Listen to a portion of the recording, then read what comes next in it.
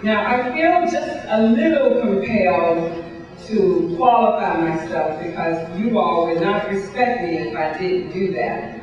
I am an activist. I am an advocate for women's rights and children. And I've been for more than 40 years. I am a product of civil rights from the state of Mississippi.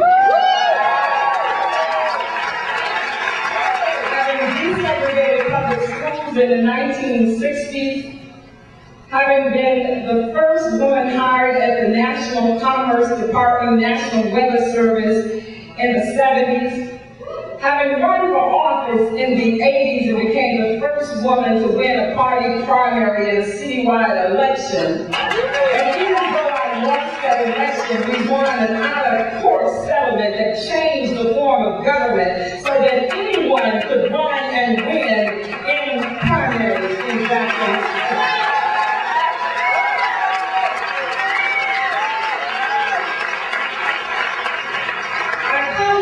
This afternoon, at the request of Dr. Joe Leonard, who is the Assistant Secretary for Civil Rights at the Department of Agriculture.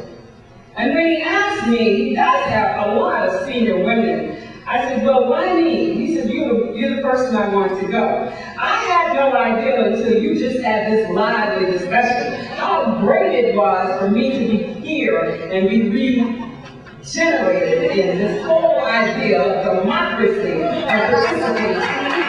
Thank you so much for being who you are and what you are now. I'm not getting a personal at you now. The Department of Agriculture is a very complex organization. I would not try to share with you in a few minutes that has been allotted to me. But we did do some homework for you and bring to you, as you would turn to page 46 in your book. And in your leisure time, when you're not debating issues and deciding on new officers in the next few hours, I'd like for you to read this while we're here. If you have any questions, please come and find myself or my able colleague. I'd like to introduce to you Renee Allen, who is the Assistant to the Assistant Secretary of Civil Rights.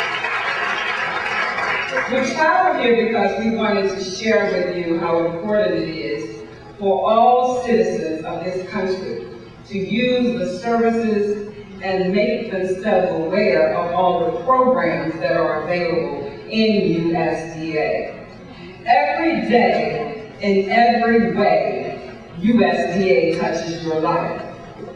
If you are a farmer, if you are a consumer of foods, if you breathe good, clean air, if you love to drink water, we are touching your life every day.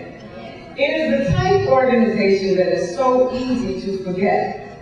Yet with the stimulus bill and all of the services and programs that are being discussed, there are funds available for many of your communities across the United States. I'd just like to quote for you one couple of sentences from Secretary Bill South, who has come in on the ground running saying that he has a commitment to civil rights first and foremost, and that civil rights is going to be one of those areas that he works on more than the general areas of the organization. In his letter of April 21st, he said to us, all employees, a new civil rights year for USDA. To be successful, all USDA employees must be committed to making USDA a model in federal government for respecting the civil rights of its employees and constituencies. As Secretary, I will accept nothing less. USDA has taken steps to address the civil rights challenges that it faces. I want to acknowledge and applaud those employees across USDA who have worked hard to improve the Department's civil rights record. But we need to do more on these efforts and empower USDA employees to move USDA into this new era for civil rights.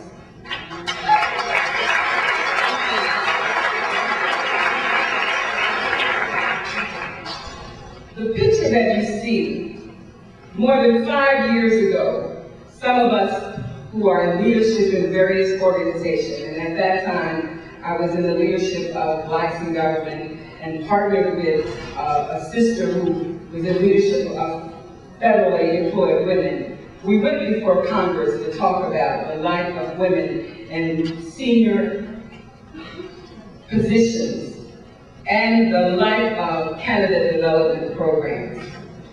If you look at this front cover of your program, and you see outlined for you, the first person that you see time you open up that page is a young lady who has just finished the candidate development program. Her name is Rhonda Davis. Ms. Davis will become an SDS very soon and is now the new acting assistant secretary for civil rights. Which one is She's in the black dress right here on the side. The last assignment I'd like to give you tonight comes from the secretary's letter in your book. And if you return with me on page 2,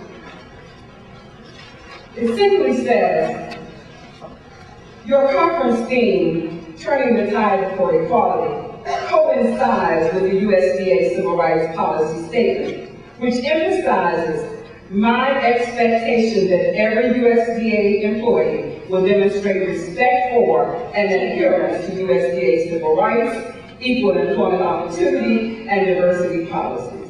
This supports our vision for a modern workforce and an inclusive workplace environment in which every employee is respected, trusted, and valued. Congratulations on your important work and best wishes for an exciting and productive conference.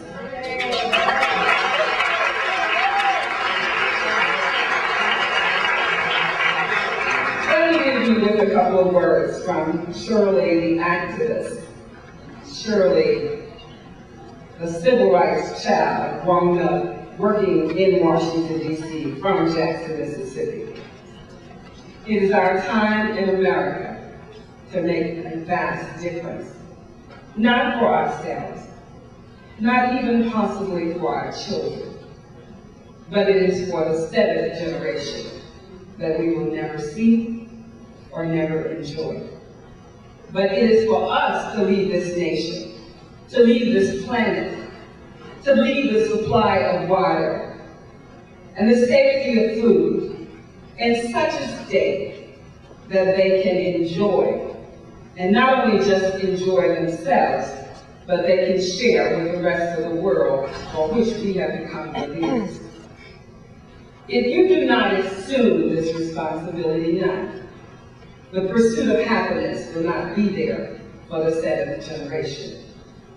I challenge you, ladies and gentlemen, to look at USDA as an organization, as a department of your government that is there to help you in your communities to make the pursuit of happiness for the 7th generation a reality.